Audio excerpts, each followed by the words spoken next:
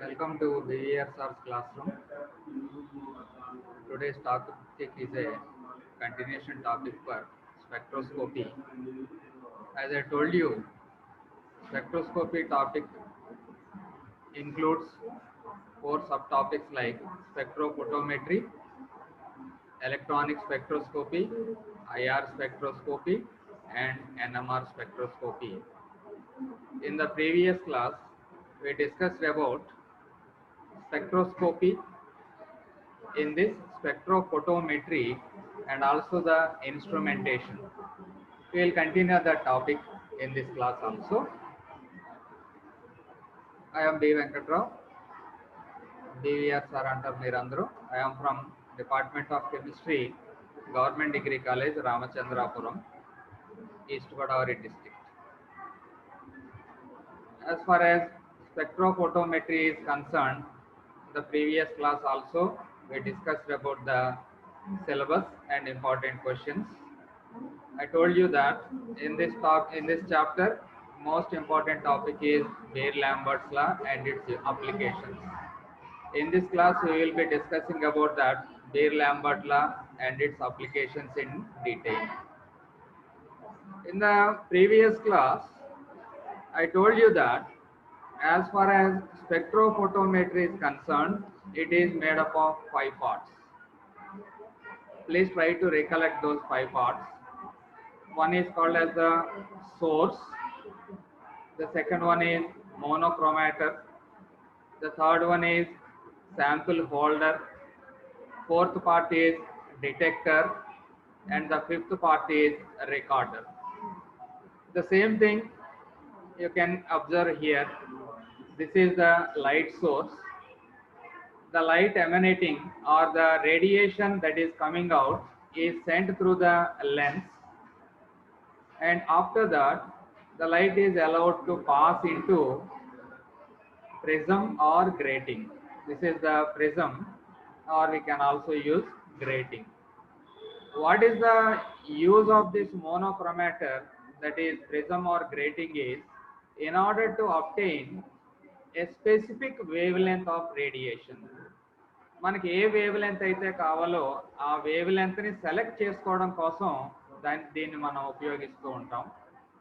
So ఈ light ఏదైతే దీనిలోకి వచ్చిందో ఈ విబ్జిఆర్ కలర్స్గా ఈ రకంగా స్ప్లిట్ అయిపోతుంది. దీన్ని మనం ఈ వేవ్ లెంత్ సెలెక్టర్ అంటాం. ఈ వేవ్ లెంత్ సెలెక్టర్ ఉపయోగించి జాగ్రత్తగా దీన్ని అడ్జస్ట్ చేసుకుంటాం. ఫర్ ఎగ్జాంపుల్, కొంచెం టైం అయిన తర్వాత మనం చెప్పుకుంటాం for determination of potassium dichromate. ఈ పొటాషియం డైక్రోమేట్ అనే డిటర్మినేషన్లో 440 నానోమీటర్స్ వేవ్ లెంత్ ఉన్నటువంటి రేడియేషన్ని యూజ్ చేయాలి. సో అలా మరి 440 నానోమీటర్స్ ఉన్నటువంటి రేడియేషన్ యూజ్ చేయాలి అంటే ఎలా వస్తుందంటే by using this wavelength selector. Okay, wavelength select చేసుకున్నాం. Our experiment is for example potassium dichromate determination. దాన్ని మనం ఈ శాంపిల్ హోల్డర్, దీన్ని మనం కువెట్ అని కూడా అన్నాం నిన్న, ఆ కువెట్లోకి పంపిస్తాం. కువెట్లోకి పంపిస్తే ఏం జరుగుతుంది అంటే depending upon the nature of the substance and concentration of the substance, this radiation is absorbed by that substance. Some amount of radiation is absorbed, whereas the remaining amount is transmitted. కొంత ఈ substance absorb చేసుకుని అవసరం లేనటువంటి రేడియేషన్ని బయటికి పంపించేస్తుంది. So ఈ విషయం దేని మీద ఆధారపడి ఉంటుంది అంటే చూడండి, ఇక్కడ not only nature of the substance, amount of the substance, ఈ పాత్ లెంత్ మీద కూడా అది ఆధారపడి ఉంటుంది అని చెప్పుకోవాలి. ఆ విషయాలు నేను అన్ని కూడా డీటెయిల్గా చెప్తాను. ముందు ఈ డయాగ్రామాటిక్ సెటప్ని మీరు అర్థం చేసుకోండి. సో ఎంత అబ్జార్బ్ అయింది, తర్వాత ఎంత రిలీజ్ అయింది అనే విషయాన్ని ఎవరు డిటెక్ట్ చేస్తారు? This is the detector. This detector detects the information which is coming out of this cuvette, and that information after processing is sent into recorder. This is digital display or meter, whatever it may be. So ఈ రకంగా ఈ 5 parts ఉంటాయండి మనకి స్పెక్ట్రోఫోటోమీటర్లో. ఈ 5 పార్ట్స్ని మనం use చేసుకుని spectrophotometer అనే దాన్ని కన్స్ట్రక్ట్ చేస్తాము. జనరల్గా మనకి ల్యాబొరేటరీలో ఉపయోగించేటటువంటి స్పెక్ట్రోఫోటోమీటర్ సింపుల్గా మనకి ఈ రకంగా కనిపిస్తుంది. ఒక చిన్న బాక్స్ లాగా ఉంటుంది. మనం ఇంకా కొంచెం అప్గ్రేడ్ అయితే మన కాలేజీలో కూడా ఒక మంచి స్పెక్ట్రోఫోటోమీటర్ కొనుక్కోవడానికి ట్రై చేద్దాం. 4 to 5 lakhs ఉంటుంది సింపుల్ స్పెక్ట్రోఫోటోమీటర్. చూడండి, ఇందులో లోపల ఉన్నటువంటి ఎక్విప్మెంట్ అయితే మాత్రం ఇందాక మీకు ఎక్స్ప్లెయిన్ చేసినట్టుగా ఉంటుంది. మనం శాంపిల్ని ఇక్కడ పెడతాం చూడండి. కూవెట్ అన్నాం కదా, దీన్ని కూవెట్ని పెట్టడం కోసం ఉన్నటువంటి స్లాట్స్ ఇవి. ఈ స్లాట్స్లో పెట్టి డోర్ క్లోజ్ చేసి ఈ వేవ్ లెంత్ని అడ్జస్ట్ చేస్తాం అనమాట. ఇక్కడ ఇగో రీడింగ్స్ అని డిజిటల్ సెటప్ ఉంది. మనకి ఏ ఏరియాలో వేవ్ లెంత్ కావాలో ఆ వేవ్ లెంత్ని సెటప్ చేసుకుని ఈ మెషిన్ని ఆపరేట్ చేయడం జరుగుతుంది. అలా ఆపరేట్ చేస్తే అప్పుడు అబ్జార్బెన్స్ కానీ ట్రాన్స్మిటెన్స్ కానీ ఇక్కడ ఇన్ఫర్మేషన్ వస్తుంది. సాధారణంగా మనకి అబ్జార్బెన్స్నే తీసుకుంటాం. ఈ అబ్జార్బెన్స్ రీడింగ్ ఇక్కడ వస్తుంది. ఆ అబ్జార్బెన్స్ రీడింగ్ నుంచి మనం అందులో ఉన్నటువంటి సబ్స్టెన్స్ యొక్క కాన్సన్ట్రేషన్ ఎంత ఉంది అనే విషయాన్ని తెలుసుకోవడానికి అవకాశం ఉంటుంది. సో ఇప్పుడు నిన్నటికంటే కూడా ఇప్పుడు ఇంకా కొంచెం క్లారిటీ వచ్చింది అనుకుంటున్నాను. అంటే పదే పదే దీన్ని రీప్లే చేసుకుని విందిరి కానీ అప్పుడు చాలా క్లియర్గా మీకు అర్థం అవుతుంది. డయాగ్రామ్స్ కూడా వేసి చూపిస్తున్నాను మీకు ఈజీగా అర్థం అవడం కోసం. అయితే ఇక్కడ మీకు గుర్తుంచుకోవాల్సిన విషయం ఏంటి అంటే, ఏం చేస్తున్నాం మనం, ఇచ్చినటువంటి శాంపిల్ యొక్క కాన్సన్ట్రేషన్ కడుతున్నాం. So for finding out the concentration of the given substance we are making use of spectrophotometry. Okay, this spectrophotometry in turn depends upon a very important law which is called as Beer-Lambert law. Okay, this entire spectrophotometry or spectrophotometer functions on which law? Beer-Lambert law.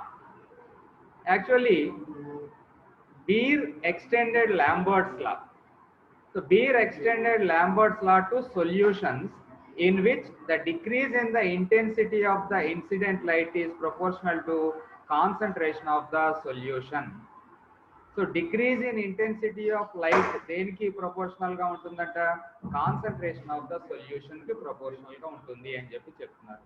Thus according to Beer-Lambert's law, the decrease in intensity of incident radiation with thickness of the absorbing medium depends on the path length as well as the concentration of the solution.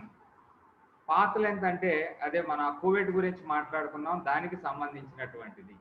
దాన్ని మనం కానీ కాన్స్టెంట్గా ఉంచగలిగితే సాధారణంగా అది 1 centimetre ఉంటుంది. దాన్ని అలా కాన్స్టెంట్గా ఉంచితే సో దేని మీద డిపెండ్ అయ్యి ఉంటుంది, decrease in the intensity of incident radiation. Now it solely depends on the concentration of the solution. So ఈ విధంగా decrease in intensity of incident radiation కి concentration of the solution కి మధ్యన రిలేషన్ తెలియజేసే లాని మనం బీర్-లాంబర్ట్ లా అంటాం. ప్రాక్టికల్గా అలాగే ఎగ్జామినేషన్ పాయింట్ ఆఫ్ వ్యూలో కూడా ఈ పాయింట్ చాలా చాలా ఇంపార్టెంట్. దానికి కొంచెం explanation. When an absorbing medium is present in a solution, the decrease in the intensity of the incident radiation depends upon the concentration of the solute in addition to the path length. So పైన చెప్పిన దాన్నే మళ్ళీ ఇంకొకసారి different వర్డింగ్తో చెప్పడం జరిగింది. So క్లుప్తంగా what is beer-Lambert law? It gives a relation between the decrease in intensity of incident radiation to that of concentration of the solution. Okay, దీన్ని mathematical ఫామ్లో కొంచెం చూసారనుకోండి, -di/i is proportional to CdX, where C is concentration. Okay, now integrate చేసామనుకోండి, దాన్ని integrate చేస్తే మనకి log I0/i is equal to epsilon CX వస్తుంది. log I0/i is equal to ఇది ఎప్సిలాన్ CX వస్తుంది. So where log I0/i is equal to A అని కూడా చెప్పుకుంటాం. Where A is absorbance or optical density. గుర్తుంచుకోండి దీన్ని, A is absorbance or optical density. So ఈ రెండాటికి రిలేషన్ తీసుకొచ్చామనుకోండి, అంటే log I0/i is equal to epsilon CX ని log I0/i is equal to Aకి ఏమవుద్దప్పుడు, then A is equal to epsilon CX, where epsilon is called as molar extension coefficient. So మీకు ఇక్కడ direct relation వచ్చిందని చూడండి. A అంటే absorbance, C అంటేనేమో concentration. So absorbance కి కాన్సన్ట్రేషన్ కి డైరెక్ట్ రిలేషన్ మనకి A is equal to epsilon CX అనే ఫార్ములా ద్వారా రాబట్టడం జరుగుతుంది. The magnitude of epsilon depends on the nature of the absorbing substance, ఇంకా wavelength of radiation and concentration of the substance. So ఇంతవరకు మీరు beer Lambert లా అనేది అడిగితే చాలా డీటెయిల్గా ఈ పాయింట్స్ అన్ని కూడా మెన్షన్ చేయవలసి ఉంటుంది. A is equal to epsilon CX అనే పదాన్ని మీరు జాగ్రత్తగా ప్రెజెంట్ చేయడానికి ట్రై చేయండి. అలాగే Beer Lambert law has several applications, no doubt in that. మనం ఇప్పటికే దాని గురించి మాట్లాడుకుంటున్నాం అంటే వెరీ వెరీ యూస్ఫుల్. కొన్ని లిమిటేషన్స్ కూడా ఉండడం జరిగింది. ఎగ్జామినేషన్లో బీర్ లాంబర్ట్ లా అడిగారు అంటే లిమిటేషన్స్ ఏమన్నా ఉన్నాయా అని చెప్పి అడగడం జరుగుతుంది. మనకి లిమిటేషన్స్ మెయిన్గా ఎక్కడ వస్తాయి అంటే వెరీ హై కాన్సన్ట్రేషన్ ఉన్న సొల్యూషన్ కానీ యూజ్ చేసినట్టయితే beer Lambert law may not be applicable. అంటే ఇండైరెక్ట్గా ఏం చెప్పాలి మనం, డైల్యూట్ సొల్యూషన్స్కి బీర్ లాంబర్ట్ లా బాగా వర్తిస్తుంది అనే పాయింట్ మనం అర్థం చేసుకోవాలి. హై కాన్సన్ట్రేటెడ్ సొల్యూషన్స్ కానీ ఉపయోగిస్తే there will be deviation from the carbon. Okay, the linearity of Beer-Lambert's law is limited by certain chemical and instrumental factors. Some of them are అని చెప్పి రాసుకుంటున్నాం మనం. This law is applicable only when monochromatic light is used. అందు గురించి starting నుంచి కూడా monochromatic light వాడాలి అని చెప్పి అంటున్నాం. అలా కాకుండా లైట్ యాజ్ ఇట్ ఈస్గా కానీ యూజ్ చేసాం అనుకోండి, అప్పుడు డీవియేషన్స్ చాలా ఎక్కువ రావడానికి అవకాశం ఉంది. Hence we have to use monochromatic light, else there will be deviations in the results obtained. So results మనకి మంచిగా రావాలి అంటే కంపల్సరీగా మోనోక్రోమాటిక్ లైట్ యూజ్ చేయాలి అనే విషయాన్ని మీరు అర్థం చేసుకోవాలి. This law is applicable to dilute solutions. ఇందాక చెప్పాను, హై కాన్సన్ట్రేషన్స్ ఉన్నటువంటి సొల్యూషన్స్ కానీ యూజ్ చేస్తే అప్పుడు బీర్ లాంబర్ట్ లా యొక్క linearity may not be applicable.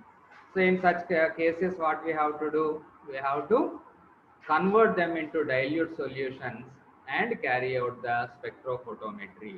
Hence what we can say is this law is applicable to dilute solutions only. Alage for strict obeyance of this law, in the solution there must be only one absorbing substance.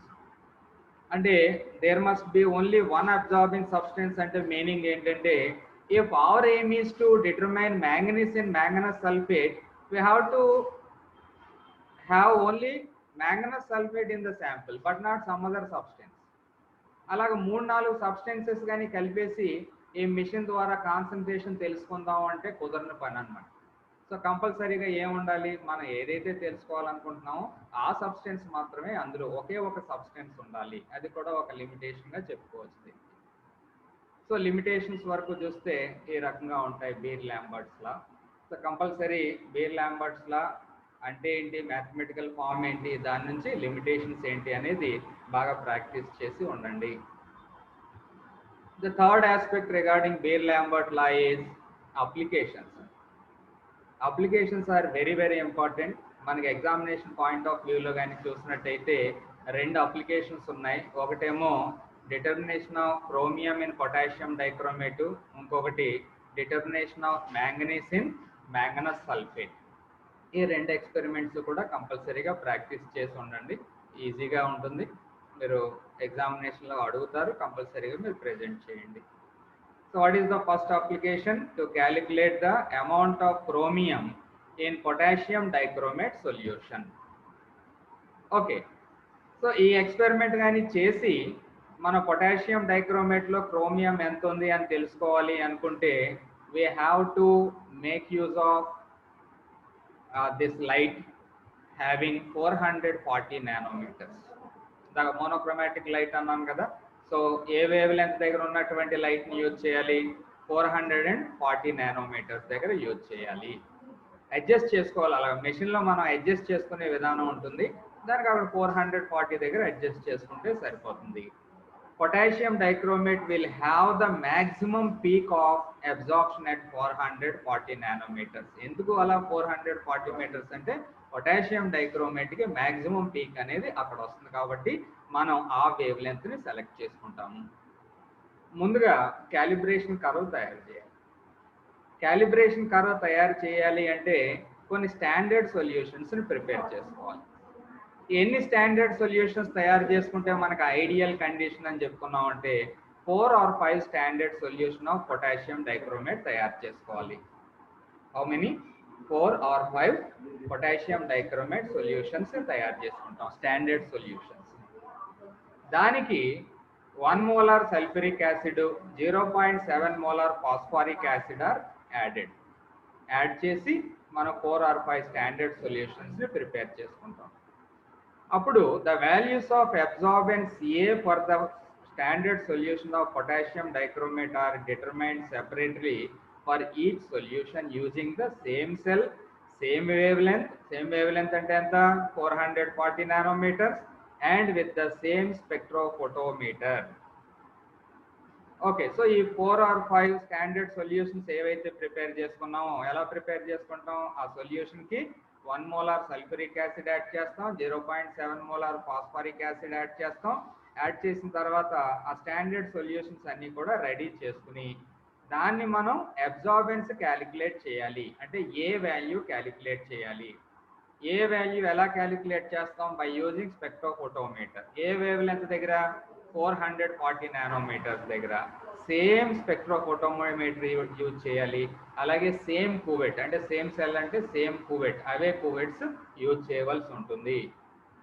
Okay, by using the values of absorbance and concentrations of the 4 solutions మనకు ఇప్పుడు ఏం తెలుసు? Absorbance తెలీదు, concentrations తెలుసు. Concentrations తెలుసు అని ఎందుకంటున్నాం? మనం తయారు చేసాం కాబట్టి solution, standard solution. What is the meaning of a standard solution? A solution of known concentration is called as a standard solution. So మన కాన్సన్ట్రేషన్ తెలుసు. ఈ 4 లేదా 5 శాంపిల్స్ ఏవైతే తయారు చేసుకున్నామో మనం స్టాండర్డ్ సొల్యూషన్స్ అంటున్నామో వాటి యొక్క కాన్సన్ట్రేషన్స్ మనకి తెలుసు, అబ్జార్బెన్స్ తెలియదు. అది ఇప్పుడు మనం క్యాలిక్యులేట్ చేయాలి. ఎలా క్యాలిక్యులేట్ చేయాలి? ఈ 4 or 5 శాంపిల్స్ అన్నాం కదా, ఒకదాని తర్వాత ఒకటి ఆ ఇన్స్ట్రుమెంట్లో కానీ పెట్టినట్టయితే మనకు ఆ డిజిటల్ విండో ఒకటి కనిపించింది కదా, ఆ డిజిటల్ విండోలో అబ్జార్బెన్స్ వాల్యూ వస్తుంది. ఆ అబ్జార్బెన్స్ వాల్యూని మనం ఒక పేపర్ మీద కానీ లేదా మన ల్యాబ్ బుక్ ఏదైతే ఉంటుందో అబ్జర్వేషన్ బుక్ అంటాం, ఆ అబ్జర్వేషన్ బుక్లో నోట్ చేసుకుంటాం. నోట్ చేసుకుని దాని నుంచి ఒక గ్రాఫ్ గీయవలసి ఉంటుంది. ఆ గ్రాఫ్ని మనం క్యాలిబ్రేషన్ కర్వ్ అని చెప్పి పిలుస్తాం. అదే విషయాన్ని ఇక్కడ ఏం రాసుకున్నామో చూద్దాం. By using the values of absorbance and concentrations of the 4 solutions, a graph is drawn with the values of concentration on x-axis and the values of absorbance on the y-axis. So x-axis మీద ఏం తీసుకున్నారండి? Concentration x-axis మీద తీసుకున్నారు. మరి concentration values ఎక్కడి నుంచి వచ్చాయి? Solution ఏమో మీరు తయారు చేస్తాం, అంటే మీరు కానీ నేను కానీ మనం తయారు చేస్తాం. సో కాన్సన్ట్రేషన్ మనం తయారు చేస్తాం, సొల్యూషన్స్ తయారు చేస్తాం కాబట్టి ఆ వాల్యూస్ ఏమో మనం ఎక్స్ యాక్సిస్ మీద తీసుకుంటాం. అలాగే అబ్జార్బెన్స్ వాల్యూస్ ఏవైతే ఉన్నాయో మెషిన్ నుంచి వస్తాయని చెప్పుకున్నాం కదా, ఆ అబ్జార్బెన్స్ వాల్యూస్ ఏమో వై యాక్సిస్ మీద రాయడం జరుగుతుంది. అప్పుడు a straight line curve passing through the origin is obtained. ఒక స్ట్రైట్ లైన్ వస్తుంది passing through the origin. This is the calibration curve. ఇప్పుడు ఆ కర్వ్ని ఏమని పిలుస్తామండి? That curve is called as calibration curve. Okay, now for any solution of potassium dichromate of unknown concentration, the absorbance A at 440 nanometers for the solution is measured using the same cell and same spectrophotometer as was used earlier to get the calibration curve. ముందేమో standard సొల్యూషన్స్కి ఏ value కట్టాం, ఆ standard సొల్యూషన్స్కి ఏమో మనకి concentration తెలుసు. ఇప్పుడు తర్వాత ఏం చేస్తున్నాం? నెక్స్ట్ ఏమో అన్నోన్ సొల్యూషన్స్ తీసుకున్నాం, whose concentration is not known to us. మనకి కాన్సన్ట్రేషన్ తెలియనటువంటి సొల్యూషన్స్ తీసుకుని దాని యొక్క ఏ వాల్యూని కడుతున్నాం. ఆ ఏ వాల్యూ నుంచి కాన్సన్ట్రేషన్ తెలుసుకోవడం ఎలాగా అనేది మీకు ఈ క్యాలిబ్రేషన్ కర్వ్ ఉపయోగించి మీకు ఎక్స్ప్లెయిన్ చేస్తాను. Okay, using the value of A the corresponding value of concentration is noted from the calibration curve. By knowing the concentration of the solution, the amount of dichromate present in a given volume of solution is calculated. ఇది ఎలాగో చూద్దామంటే ఒకసారి graph ద్వారా. ఈ graph జాగ్రత్తగా observe చేయండి. దీన్నే మనం క్యాలిబ్రేషన్ కర్వ్ అని చెప్పి పిలవడం జరుగుతుంది. ఈ క్యాలిబ్రేషన్ కర్వ్లో ఎక్స్ యాక్సిస్ మీద మనం ఏం తీసుకున్నామని చూడండి, గాఢత అని ఉంది, తెలుగులో ఉంది, మీరు ఇంగ్లీష్లో రాసుకోండి. Concentration C. ఓకే, శోషణ పరిమాణము absorbance A. So Y axis మీద ఏమో అబ్జార్బెన్స్ ఏ ఉంది,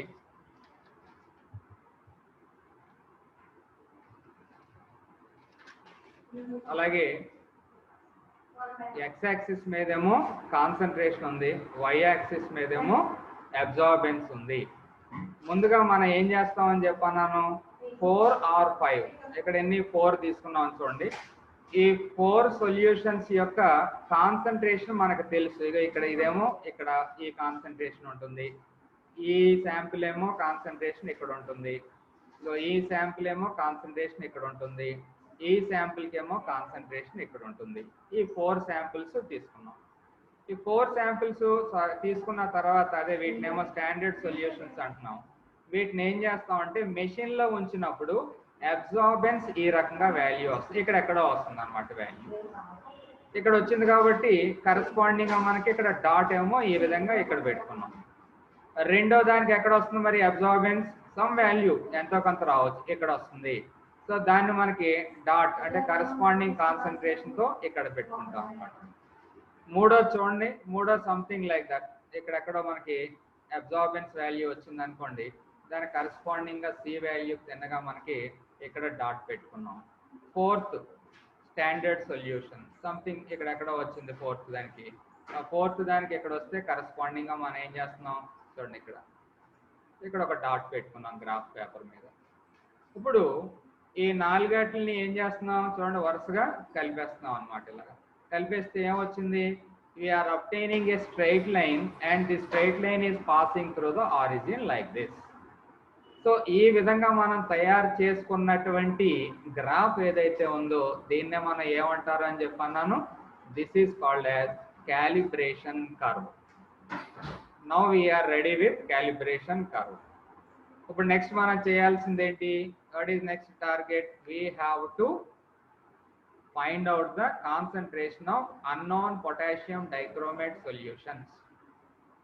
ఫైనల్గా మనం ఆ సొల్యూషన్స్లో క్రోమియం ఎంత ఉంది అనేది క్యాలిక్యులేట్ చేయాలి. క్యాలిక్యులేట్ చేయాలంటే ముందుగా ఇచ్చినటువంటి శాంపుల్ సొల్యూషన్స్కి లేబులింగ్ చేసుకుంటాం. We provide a number for that, confuse అవ్వకుండా. After labelling we take some amount of solution from that. Of course previous procedure anta kuda follow avvali. Previous procedure ante enti, we have to add 1 molar sulfuric acid, 0.7 molar phosphoric acid. avanni aa protocols anni kuda పాటించాలి. పాటించిన తర్వాత ఇందాక ఉపయోగించినటువంటి same spectrophotometer, same cuvettes, same wavelength. What is the wavelength, 440 nanometers wave length. Now we have to take the first sample, insert that sample into the spectrophotometer and find out the absorbance value. You may get something 0.8 or 10 or 20 or some value వస్తుంది అన్నమాట. ఆ some వాల్యూని ఎంతైతే value వస్తుందో ఆ value మనం y axis మీద note చేసుకుంటాం. That is the value concerned with the first sample. Similarly we will find out absorbance value A for the remaining samples also. చూడండి ఇక్కడ అడ్వాంటేజ్, ఒకసారి మీకు క్యాలిబ్రేషన్ కర్వ్ కానీ రెడీ అయిపోయింది అనుకోండి, ఆ తర్వాత మనం ఎన్ని కావాల్సి hundreds and hundreds of samples అలా వరుసగా చేసుకుంటూ వెళ్ళిపోవచ్చు. That is the advantage of making use of A machine. అలా కాకుండా ఆర్డినరీ మన ల్యాబ్లో వాల్యూమెట్రిక్ అనాలిసిస్ ద్వారా కానీ దీన్ని చేయడానికి ట్రై చేసామనుకోండి, అంత ఈజీగా ఉండదు, చాలా ఎక్కువ టైం కూడా పడుతుంది, చాలా టీడీఎస్ ప్రాసెస్, అలాగే చాలా ఖర్చుతో కూడుకున్నటువంటిది. ఇప్పుడు అంత ఒకసారి మెషిన్ కొన్నామంటే దాన్ని చాలా కాలం యూజ్ చేసుకోవచ్చు. అలాగే ఫస్ట్ శాంపిల్, సెకండ్ శాంపిల్ దానికి అబ్జార్బెన్స్ కడతాం, థర్డ్ శాంపిల్ అబ్జార్బెన్స్ కడతాం. సో ఎక్కడో వాల్యూ ఉంటుంది. ఫర్ ఎగ్జాంపుల్ ఈ గ్రాఫ్ కానీ చూసినట్టయితే ఇక్కడ చూడండి, నేను చూపిస్తున్నాను మీకు మార్క్. సో ఈ ఏరియాలో అబ్జార్బెన్స్ వాల్యూ వచ్చింది అనుకుందాం. దీన్ని ఈ లైన్ జాగ్రత్తగా ఇలా ఎక్స్ట్రాపోలేట్ చేసి ఎక్కడైతే ఈ క్యాలిబ్రేషన్ కర్వ్ ఈ స్ట్రైట్ లైన్ ని కట్ చేసిందో అక్కడ నుంచి కాన్సన్ట్రేషన్ వైపుకి పంపించి ఎంత కాన్సన్ట్రేషన్ ఉందనే చాలా ఈజీగా ఫైండ్ అవుట్ చేయొచ్చు. సో చాలా ఈజీగా సింపుల్గా అర్థమైంది అనుకుంటున్నాను మీకు. అలా ఇంకో శాంపుల్ తీసుకుంటాం, ఇక్కడ రీడింగ్ వస్తుంది, ఇక్కడ నుంచి దీన్ని తిన్నగానేమో ఒక లైన్ గీసి అక్కడ నుంచి ఎంత కాన్సన్ట్రేషన్ ఉందనేది తెలుసుకుంటున్నాం. అయితే ఏంటంటే మనం ఇదంతా కూడా మాన్యువల్గా చేసేది. అలా కాకుండా ఇప్పుడైతే అంతా కూడా డిజిటల్ యుగం కాబట్టి అసలు ఎంత కాన్సన్ట్రేషన్ ఉంది, ఎంత అమౌంట్ ఉంది ఏంటనేది మొత్తం అంతా స్క్రీన్ మీదే రీడింగ్స్ వచ్చేస్తాయి. కానీ మనం ఇంకా స్టూడెంట్స్మే కదా, స్టూడెంట్స్ కాబట్టి ఈ మెషిన్ అనేది ఎలా ఫంక్షన్ చేస్తుంది అనే విషయాన్ని జాగ్రత్తగా తెలుసుకోవాల్సినటువంటి అవసరం ఉంది. ఓకే, సో ఈ ఎక్స్పెరిమెంట్ దేనికి సంబంధించింది? ఇది application of Beer-Lambert law. In this application of Beer-Lambert law, we are trying to calculate the amount of chromium present in given potassium dichromate solution. What we have done, ఒకసారి మనసులో revise చేసుకోండి. What is the wavelength we have to use? 440 nanometers. ఎన్ని standard solutions తయారు చేసుకోవాలి? మెస్టం 4 or 5, minimum 4 కంటే 4 కంటే ఎన్ని ఎక్కువ ఉంటే అంత మంచిది. తర్వాత ఏం చేస్తున్నాం, 4 or 5 standard solution of potassium dichromate in 1 molar sulphuric acid and 0.7 molar phosphoric acid are prepared. దానికి అబ్జార్బెన్స్ కట్టాం 440 నానోమీటర్స్ దగ్గర. ఓకే, తర్వాత ఏం చేసాం, ఎక్స్ యాక్సిస్ మీదేమో కాన్సన్ట్రేషన్ వాల్యూస్ నోట్ చేసాం, వై యాక్సిస్ మీద అబ్జార్బెన్స్ వాల్యూస్ నోట్ చేసాం. దాన్ని ఒక కలిపేస్తే ఒక స్ట్రైట్ లైన్ వస్తుంది. ఆ స్ట్రైట్ లైన్ మనం క్యాలిబ్రేషన్ కర్వ్ అని చెప్పి అంటున్నాం. తర్వాత ఇదే ప్రొసీజర్ని అన్నోన్ సొల్యూషన్స్ కూడా కంటిన్యూ చేస్తున్నాం. అన్నోన్ సొల్యూషన్స్ అంటే శాంపిల్స్కి కంటిన్యూ చేస్తే దాని నుంచి మనకి కాన్సన్ట్రేషన్ ఎంత అనేది తెలిసే ఎక్స్పెరిమెంట్ కంప్లీట్ అవుతుంది. So this is the method of determining concentration of chromium in potassium dichromate by using spectrophotometric experiment. అలాగే మనకు ఇంకొక ఎక్స్పెరిమెంట్ ఉంది.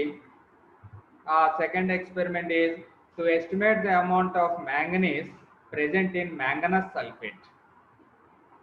Estimate the amount of manganese present in manganese sulfate.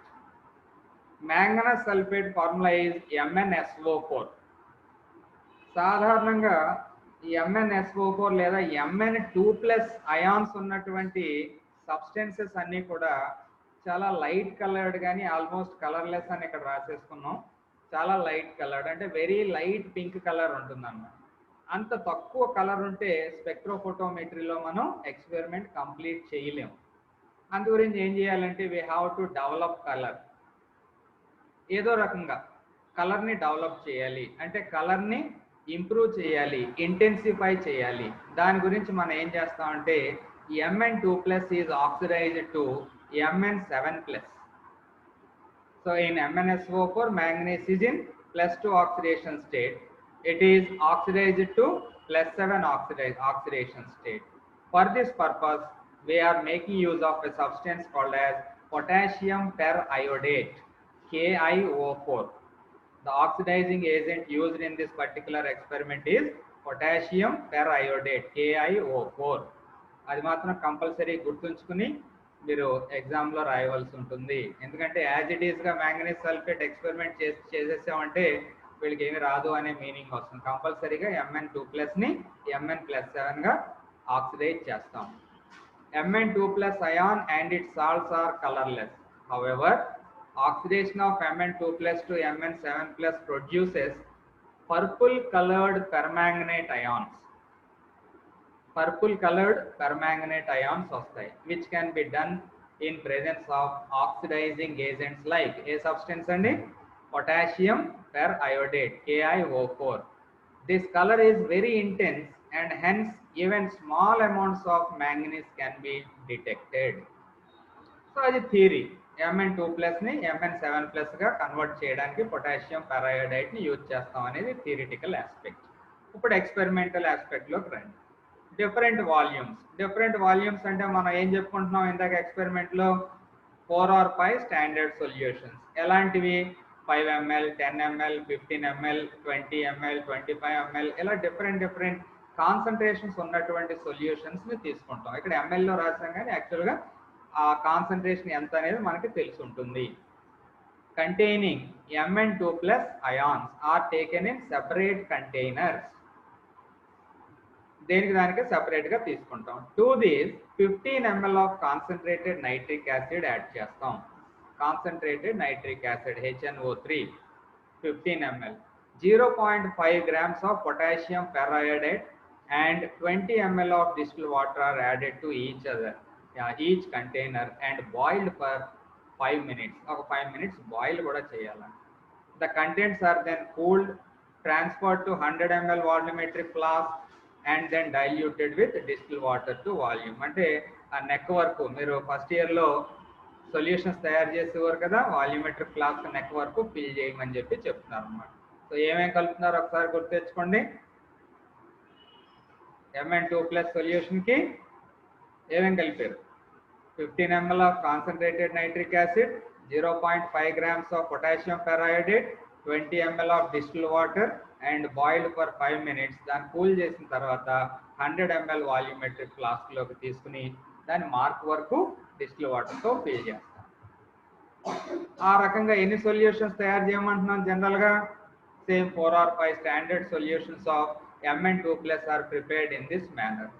The absorbance A of the standard solutions are determined at a wavelength of 520 nanometers. ఇంతకు ముందు experiment ఎలాగైతే మీకు explain చేశానో అదే రకంగా ఏ వాల్యూ క్యాలిక్యులేట్ చేయాలి. ఏ వేవ్ లెంత్ దగ్గర? 520 nanometres. By using the values of absorbance and concentrations of standard solutions, a graph is drawn with the values of concentration on x-axis and the values of absorbance on y-axis. Same ఇందాకటి experiment లాగే x-axis మీద ఏం తీసుకుంటాం? Concentration values తీసుకుంటాం. Absorbent values ఏమో y-axis మీద తీసుకుంటున్నాం. ఎలాంటి గ్రాఫ్ వస్తుంది మనకి?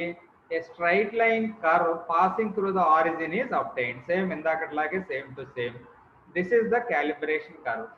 That is called as calibration curve. Now absorbance of unknown solutions is measured using the same procedure and same equipment. Indaka meeku graph tho elagaithe meeku explain chesano alage same procedure and same equipment tho experiment ni complete cheyavalsi untundi. By using the value of absorbance, the corresponding value of concentration is noted from the calibration curve. By knowing the concentration of the solution, the amount of manganese ion present in the unknown solution can be calculated. So ee rendu experiments meeku examination lo chala important role play chestayi. Chromium determination ఒకటి, manganese determination ఒకటి. Wave lengths అవి కూడా కరెక్ట్గా గుర్తుపెట్టుకోవడానికి try చేయండి. Okay, so ఈవేళ మనం మెయిన్గా focus పెట్టినటువంటి ఏరియాస్ ఏంటి? Beer-Lambert law, limitations of beer-Lambert law and applications of beer-Lambert law. Very important for the examination. Okay, ఈ 3 టాపిక్స్ ఈవేళ చెప్పుకున్నటువంటి 3 టాపిక్స్ మీకు అర్థమైతే ఇంకా ఇందులో కొన్ని షార్ట్ నోట్స్ కింద అడిగేటటువంటి అవకాశం ఉన్నటువంటి టాపిక్స్ కొన్ని ఉన్నాయి. ఇవి మీరు ఈజీగా గ్రాస్ప్ చేయగలరు. ఒకసారి దాన్ని చదివేసి రాయడానికి ట్రై చేస్తారు. అదేంటంటే అబ్జార్బెన్స్ అండ్ ట్రాన్స్మిటెన్స్ ఒకటి, అలాగే రెండవది మోలార్ అబ్జార్బిటివిటీ ఒకటి. ఆల్రెడీ మీకు ఇందాక బీర్-లాంబర్ట్ లా చెప్పినప్పుడు log I0 is equal to epsilon CXI అనేది ఏదైతే చెప్పానో దానికి సంబంధించింది మనకి ఈ మోలార్ అబ్జార్బిటివిటీ అనేది వస్తుంది. ఈ 2 టాపిక్స్ని కూడా మీరు జాగ్రత్తగా ప్రాక్టీస్ చేయడానికి ట్రై చేయండి. అబ్జార్బెన్స్ అండ్ ట్రాన్స్మిటెన్స్ ఒకటి, అలాగే మోలార్ అబ్జార్బిటివిటీ ఒకటి. ఇలాగే ఒకసారి జస్ట్ ముందు నుంచి ఏమేమి వేళ చూసుకుంటూ వచ్చామో చూడండి. This is the instrument. మీరు ఉండగానే వీలైతే ఒక ఇన్స్ట్రుమెంట్ ఎలాంటి తోటి కొనుక్కున్నాం మనం. ఆ ఇన్స్ట్రుమెంట్లో ఉండేటటువంటి పార్ట్స్ ఏమున్నాయో ఒకసారి మళ్ళీ జస్ట్ అలా చూడండి. సోర్స్, లైట్ సోర్స్, ఇది లెన్స్, స్లిట్ అని చెప్పంటాం లేదా లెన్స్. దీన్నేమో మోనోక్రోమాటర్లోకి పంపించాం. మనకి కావాల్సినటువంటి వేవ్ లెంత్ ఉన్నటువంటి రేడియేషన్ని సెలెక్ట్ చేసుకుంటాం. ఇప్పుడు మీకు చాలా క్లారిటీ వచ్చి ఉంటుంది. ఫర్ ఎగ్జాంపుల్ పొటాషియం డైక్రోమేట్తో ఎక్స్పెరిమెంట్ చేస్తున్నాం అనుకోండి, ఏ వేవ్ లెంత్ దగ్గర సెట్ చేసుకుంటామండి? ఇక్కడ ఇది 440 దగ్గర సెట్ చేసుకుంటాం. అదే డిటర్మినేషన్ ఆఫ్ మ్యాంగనీస్ అయితే ఎంత పెట్టుకుంటాం వాల్యూ? ఇక్కడ 520 నానోమీటర్స్ పెట్టుకుంటాం. అదే కరెస్పాండింగ్గా యాంగ్స్ట్రామ్ యూనిట్స్ అనుకోండి, దాన్ని 10తో మల్టిప్లై చేస్తారు. సో అప్పుడు ఏం జరుగుతుంది? ఇదేంటిది? Third part cuvette, CUVETTE, cuvette. అంటే ఇందులో మనం సొల్యూషన్స్ని తీసుకోవడానికి ఉపయోగించేటటువంటిది. సాధారణంగా ఇది కువెట్ అనేది క్వార్ట్జ్తో చేస్తారు, మేడప్ ఆఫ్ క్వార్ట్జ్, గ్లాస్ కాదు. ఈ కువెట్ ఒకటే నియర్లీ 10,000 అలా కూడా ఉండొచ్చు, 6, 7, 8 అలా 10,000 రేంజ్ ఉంటుంది అన్నమాట. చాలా చిన్నది ఉంటుంది. అది కానీ హ్యాండిల్ చేసేటప్పుడు కానీ కింద పడిందంటే చాలా ఇబ్బందికర పరిస్థితి వస్తుంది. దాని నుంచి దేన్ని పంపిస్తాం మనం? డిటెక్టర్, డేటా డిటెక్టర్ నుంచి తర్వాతది రికార్డర్కి ఇన్ఫర్మేషన్ వెళ్ళడం జరుగుతుంది. Okay, instrument Beer Lambert's law గురించి చూశారు. బీర్ లాంబర్ట్ లా దేనికి దేనికి రిలేషన్ చెప్తుందండి? Degrees in intensity of incident రేడియేషన్కి అలాగే కాన్సన్ట్రేషన్ ఆఫ్ ద సొల్యూషన్కి మధ్య రిలేషన్ చెప్పేదాన్ని బీర్ లాంబర్ట్ లా అంటాం. ఈ బీర్ లాంబర్ట్ లాని ఉపయోగించి will find out certain applications like calculation of chromium in potassium dichromate, అలాగే estimation of manganese that is present in manganese sulfate. Okay, so ఈ రకంగా ఉన్నటువంటి ఈ చాప్టర్లో ఉన్నటువంటి మెయిన్ టాపిక్స్ ఇవి. ఒకసారి మనకి మళ్ళీ ప్రీవియస్